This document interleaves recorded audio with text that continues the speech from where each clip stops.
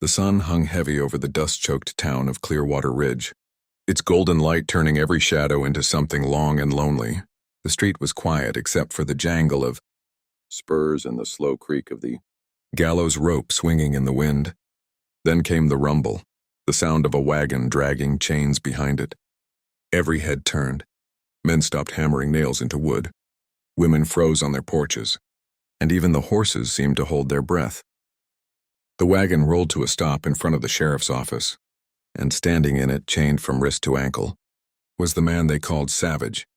He was taller than any man in town, shoulders broad as a bull, his skin bronzed from the sun and marked with scars that told stories no one dared ask about. His hair, dark and uncut, fell past his shoulders. His eyes, wild but not cruel, searched the crowd as if he were looking for one good face among a sea of hate.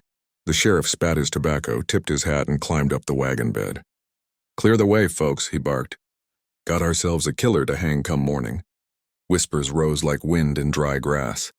"Is that him?" "Savage from the northern tribes. They say he tore a man's throat out with his teeth. He ain't human." But standing among them was a woman in a cream-colored dress, a white hat shading her face from the sun. Her name was Evelyn Grace, a widow who owned the largest horse ranch this side of the Red River. She had eyes like a storm, calm one second, fierce the next. She didn't believe every tale told around a whiskey bottle. As the crowd jeered and threw dust at the chained man, Evelyn saw something else, not a monster, but a soul beaten down by cruelty. "Bring him in," the sheriff ordered, and 2 deputies dragged the warrior off the wagon.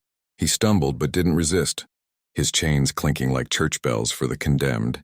His wrists bled from the iron cuffs, his lips cracked from thirst. Someone threw a stone. It hit his shoulder and left a dark mark, but he didn't flinch. He just looked at the crowd, and for a moment, his eyes met Evelyn's. Something unspoken passed between them. A plea, a question, a spark of humanity in a world that had forgotten mercy. That night the saloon roared with talk.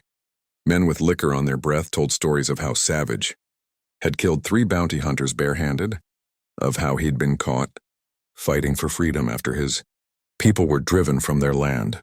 Evelyn sat quietly at a corner table, her mind running wild. She couldn't shake the look in his eyes. She'd seen that look once before, in her late husband, when he came back from the war, broken but not evil. The next morning, the whole town gathered in front of the sheriff's office again. The gallows was ready. The air was thick with judgment. The preacher prayed, the sheriff lit his cigar, and the hangman adjusted the noose. They dragged the man out, shirtless, wrists chained, his body bruised and sunburned. He still didn't beg.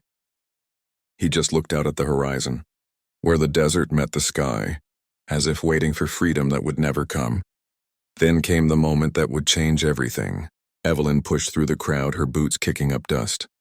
The murmur stopped. Every man turned his head as her voice cut through the silence. "Don't hurt him," she shouted. The sheriff turned, his brow furrowing beneath his hat. "Ma'am, you best stand back. This man ain't worth saving." But she didn't stop. She walked right up to the gallows steps and faced the sheriff, her eyes blazing. "I'll buy him." The crowd gasped. A cowboy laughed nervously. "Buy him? He's not a horse, lady."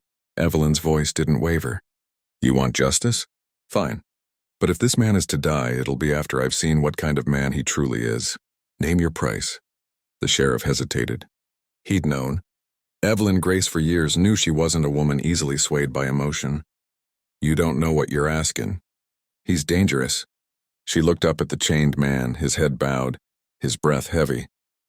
"Call him Savage all you want," she said softly, her words carrying across the silent street. "I see a man worth saving." The crowd was stunned. Some laughed, some cursed, but none dared speak louder than her conviction. "Lady," the sheriff said finally, "the law don't sell men. We hang 'em." Evelyn stepped closer, her tone steady but cutting through his authority like a whip. "Then consider this. If you hang him, his blood's on your hands. But if you let me take him, his life might mean something more than this dust and hate. I'll keep him under guard on my ranch. I'll be responsible for him." The preacher stepped forward, wiping sweat from his brow. "Sheriff, the woman's speaking truth. Ain't mercy worth more than vengeance?" The sheriff's jaw tightened. He looked at the crowd, then back at the woman standing tall in front of him. Finally, he spat on the ground and muttered, Fine, but if he causes trouble, it's on your head. Chains rattled as they unlocked his wrists. The man fell to his knees, breathing heavy, his skin streaked with dirt and blood. He didn't understand why she'd done it. No one did. But when she reached out her hand, he hesitated, and then took it. The crowd watched in stunned silence as Evelyn Grace led the so-called savage away from the gallows, his chains dragging behind like a shadow left behind. As they disappeared down the dusty road, an old man by the saloon whispered, "That woman just signed her death warrant." But Evelyn didn't hear. Her heart was pounding, not from fear, but from something deeper, a calling she couldn't explain. She had saved his life, but she didn't yet know he would one day save hers.